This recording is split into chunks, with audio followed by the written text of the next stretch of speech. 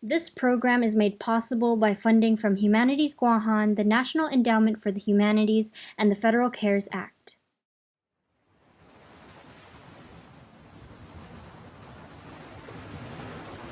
Ihagas si man malufan na tempo. I Pasifiko na tasi, guaha undongkulo na guian. Esti na guian, mampus dongkulo na akonu I Islan Guåhan. Ikinano niya, mampus megge na akonu esta I entalo I isla. Sa asot tay tao man mo nyo para ilinala niya sa ni mamayla na tempo. Ito mo na matungo na debi no guaha humatsogi. Lo imam pescador toda swetin niya. Istaki hundia. Guaha man medgot naman hobensita na famalawan. Gi isla mausa I fetsania jan itiningo niya para fan matsotso todo siya sa mga koni esti idangkulo na guihan. Pogo guaha mas peligro gi itasi jan itano. Mas dangkulo ki idangkulo na guihan. Mas dangkulo ki isla. Afa esti na peligro I basura.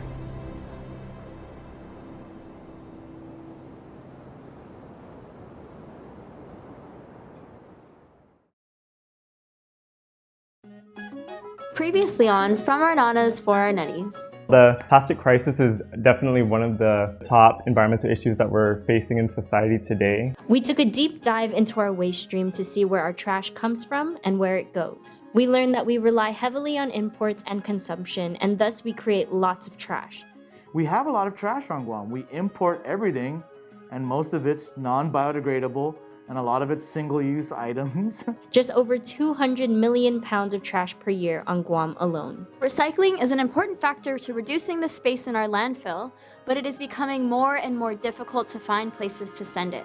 Perhaps the vast majority of people don't understand the extent to which we can recycle on Guam. We also learned that there are large gaps in access to our waste stream, and many households don't have their trash properly disposed of. We will find out more about illegal dumping and how plastic affects our environment in this episode.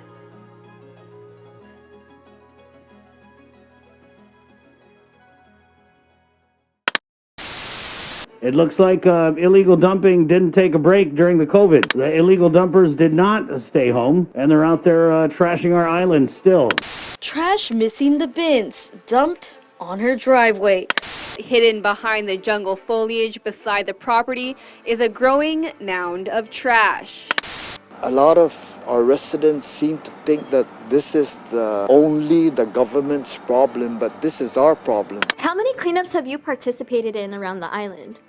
How often do you go to the beach or the jungle and find trash? Sadly, litter is becoming a universal experience here on Guåhan and in our region. Basically, you can look down anywhere and you're going to find some kind of foreign plastic material within that 3 feet of you, you know, almost anywhere. That is something that we see every day on our beaches. Just trash from other countries that have been brought to our beaches because of, you know, natural storms, currents going on, and it just, you know, the trash is being brought with that. There are areas where there are rivers and beaches that are just clogged with basically plastic. Even underwater, you can't escape the trash. To discover the reasons for illegal dumping, we can take a look back in history at the first dumps on island.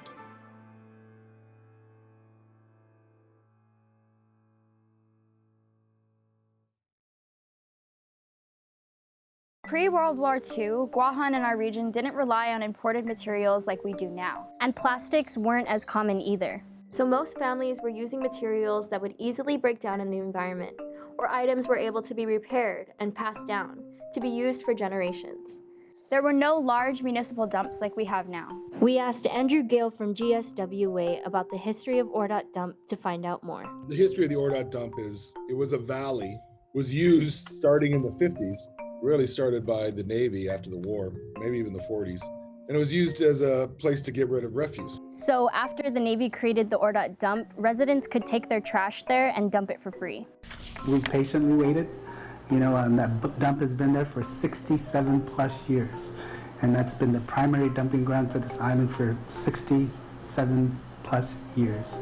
Unlike a landfill, the Ordot dump was unlined. Materials weren't sorted before being dumped, and daily cover to protect against pests and fire was not required. Having grown up in this village, it's about time.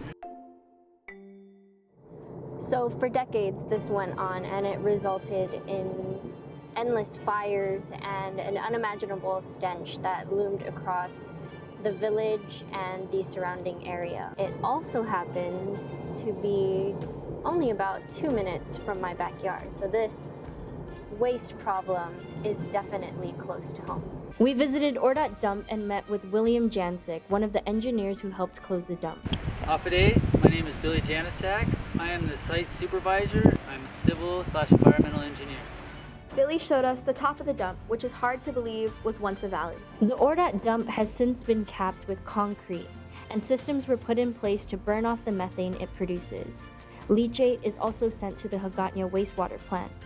The Ordot Dump will have to be monitored for at least another 30 years, to the tune of about $800,000 annually. Gov Guam is also currently in a lawsuit against the Department of Defense and the Navy specifically, since the dump was created and left by them after the war.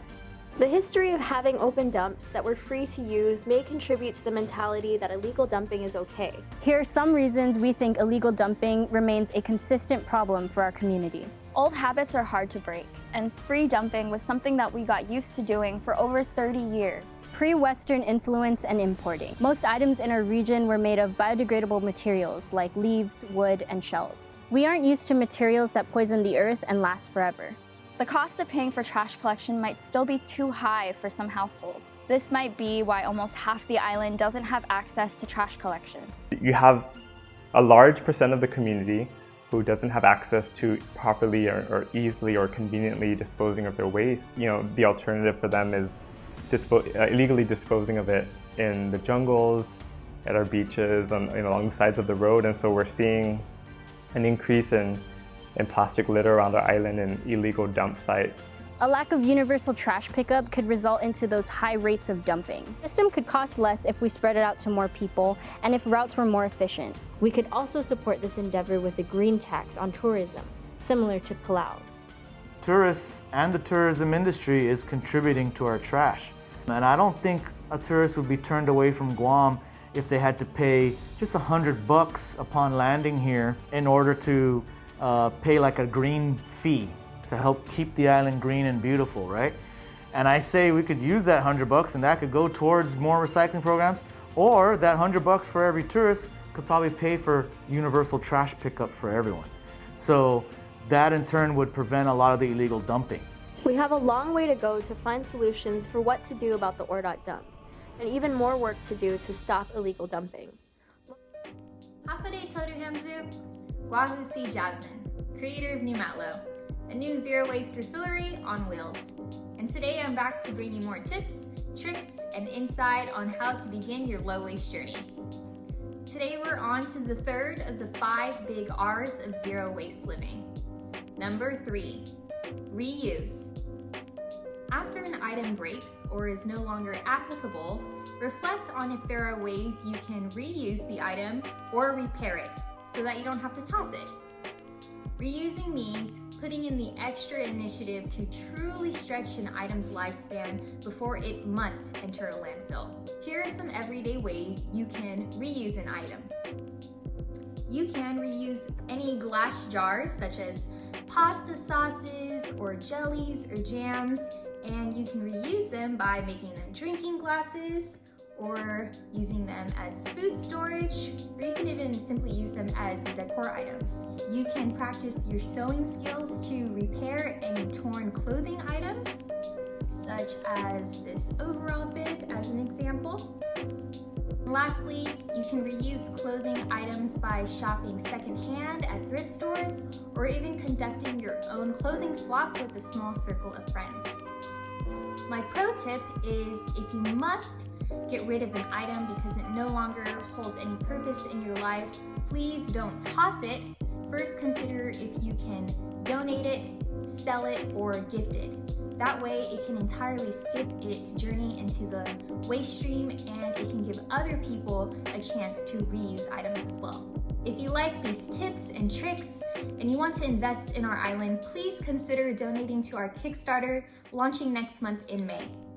This has been Jasmine with New Matlo, signing off, wishing you the very best on your low waste journey. And please don't forget that every individual effort does count towards building our collective resiliency against the plastic pandemic. Most of the experts we spoke to emphasized the importance of educating our people on the effects of trash in our environment as a solution. Coral reefs are incredibly important to the people of Guam, Micronesia, and really hundreds of millions of people, particularly coastal people, around the world. Trash on the land, especially discarded tires, e-waste, cars, chemical waste, plastic, and appliances, can leach harmful substances into the soil that can eventually end up in our drinking water. You'll find big items like refrigerators and TVs and things that people maybe didn't want to go to the dump or deal with getting rid of these big items. And a lot of these items, like refrigerators, for example, they contain chemicals like coolants that once you've dumped this large item because it hasn't been disposed of properly, those chemicals are going to leach into the land and into fresh water, into our oceans too.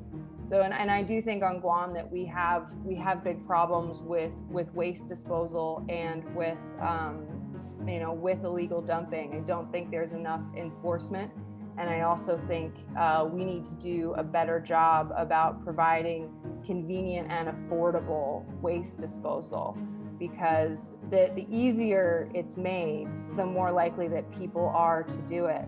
If someone will come and collect your refrigerator at your house right away if you don't need it, that seems like a preferable option to having to load it into your truck and dump it in the jungle somewhere.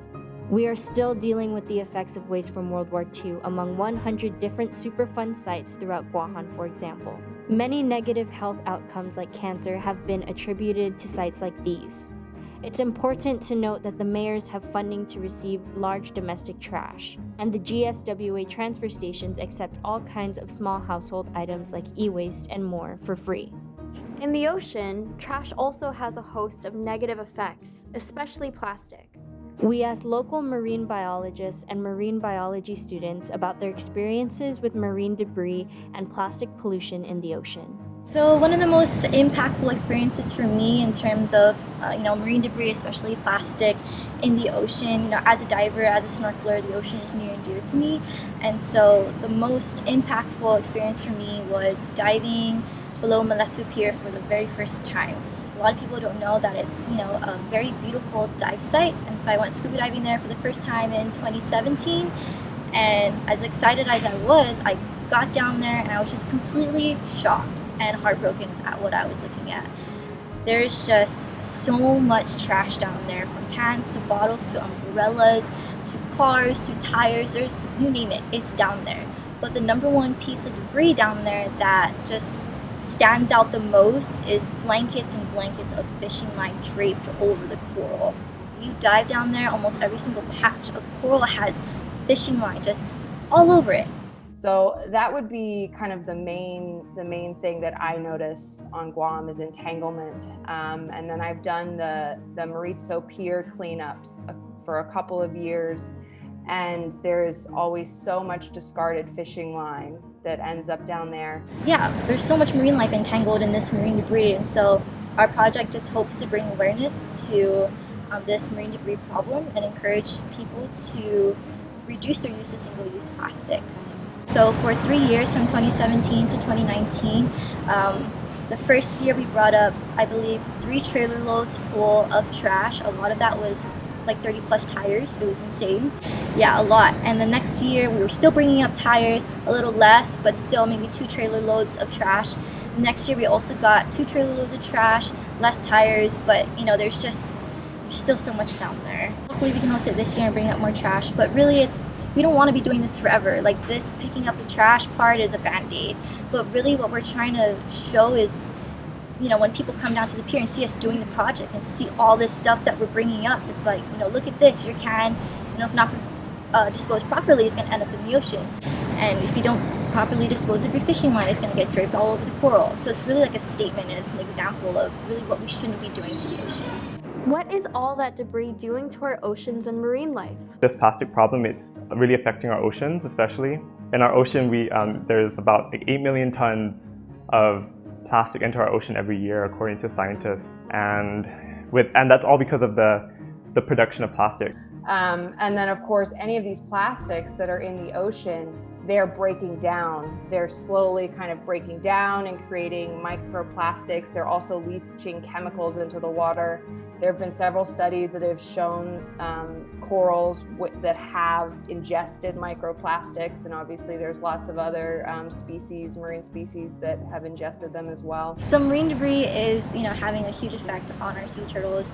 I mean, they have to swim through this stuff, they get entangled through it, so it's not just happening in the ocean, it's happening on nesting beaches as well.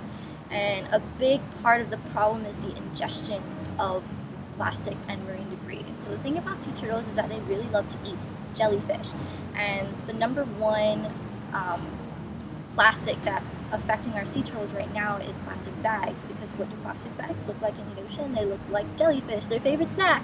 And so they're roaming the ocean and they stumble upon this plastic bag and they don't know the difference, right? They're hungry, it looks like jellyfish. So sea turtles will ingest the plastic, they're unable to regurgitate it, it ends up blocking their digestive tract, and so they're not able to feed correctly anymore. And it also affects their buoyancy. So if they consume a lot of plastic, they become so buoyant at the surface that they get stuck there. So they can't dive to go and eat, and they're susceptible to predation at the surface. And so I believe a recent study in 2018 has shown that 99% of the sea turtles that, as part of their study, had plastic inside of their gut, whether it was big pieces of plastic or something as small as microplastics. And so plastic is affecting all marine life, from littlest piece of life to sea turtles, and so it's really unfortunate because it's what we're doing to the ocean, and that's all the stuff that we're putting in there, and it's affecting, you know, beautiful creatures like our sea turtles. We also spoke to Amika Kapit, a biology student at UOG who is currently studying microplastics in Guåhan. Microplastics and plastics in general can cause like a whole range of problems. When animals eat the plastics, they can actually starve themselves because it tricks their body into becoming full, and their organs can also shut down. So that's a big factor that plays the risk to the marine life. We can also ingest microplastics through the food chain. So a fish eats microplastics, a bigger fish eats that, we eat the bigger fish, and then it's suddenly within our, or the site with the highest plastic concentration that I visited, I found it in Pago Bay. And so I found up to like 127 particles per meter squared, which is a lot of plastic, if you can imagine just a meter squared. All around the island, a lot of them are concentrated towards the eastern beaches, and I kind of inferred that due to the currents on that side. It sort of retains plastic in a way where it also even pushes plastic from maybe other parts of the ocean into Guam, and that's where it'll stay. Changing their habits is a really good way. A lot of people are starting to do zero waste habits, like having plastic bottles, using recyclable bags, and even supporting brands that recycle these plastics into the materials so that you're not contributing to like landfill pollution. So those are some ways to help combat the plastic problem. Also reaching out to local policymakers to like sort of voice these opinions and say, this is what we want for our future. We don't want to support plastic, we don't want to contribute to this waste, is also a big game changer that some people should really partake in. One thing I would encourage like the audience to do, especially our younger generations, is to connect more with nature, and I feel like building that connection, going on a hike, going on a dive, once you see the plastic waste, you'll be inspired more to make the changes in your daily life, because then those activities will be such a part of you, and be so meaningful to you that you don't want the environment to face those kind of challenges. And so that can then inspire you to like change your habits and also voice your concern for the environment, because then it directly impacts you, just like it directly impacts Guam's community. I wrote this a lot for like my essays. It's how Anapa Malik kind of inspires me to learn about my home, to make good. And so there's so many problems around the environment and surrounding climate change that we need to take it upon ourselves to actually make good with these. And I think understanding these problems through a scientific outlook and perspective and trying to solve them in this way really does contribute and strengthen like my cultural ties to my home. That way I can protect like my island and so it can sustain my people.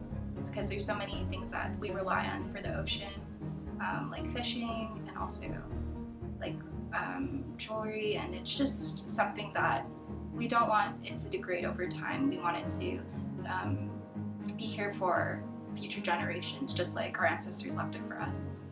From the land to the ocean, our waste has infiltrated almost every part of our lives, and the solutions to bring back the balance will have to come from all of us.